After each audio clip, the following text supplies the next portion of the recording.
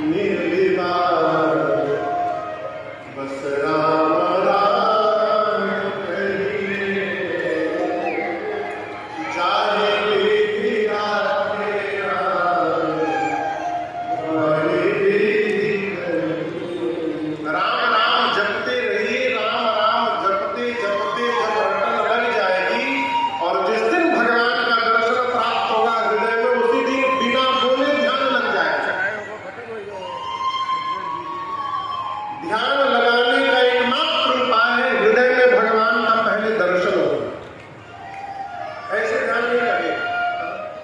जिस दिन भगवान हृदय में दिखाई देने लगेंगे,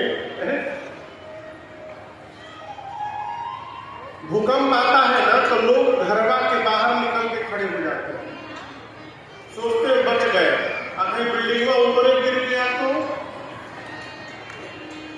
सोचिए, एक जगह कथा चल रही थी, हॉल के अंदर आया भूकंप, पूरा हॉल हिलने लगा। महाराज कथा गा रहे थे आंख बंद करके, भूकंप आया तो लोग भाग गए। महाराज देखे कि पूरा हॉल खाली जवाब को लेते सब भाग गए। महाराज साथ वाले भी भाग गए। महाराज अकेले आंख बंद करके मंगलाचरण गा रहे थे, लेकिन गिरा उड़ा नहीं। जब सब शांत हुआ तो श्रोता फिर आकर के बैठ गए। लोगों ने कहा कि महाराज भूकंप आया था, आपको डर नहीं लगा? बोले लगा। तो हम लोग तो भागे, आप क्यों नहीं भागे? महाराज बोले मैं भी भागा। मैंने कहा महाराज आप तो यही बैठे थे। अंतर है, तुम लोग बाहर भागे थे, मैं अपने भीतर भागा था। क्यों?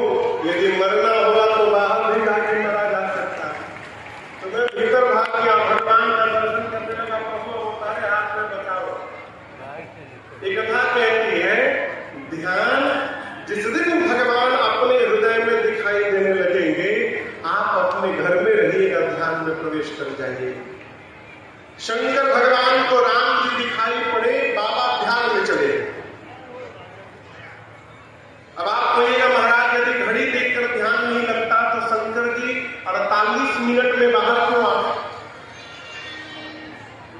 ये प्रश्न हो सकता है।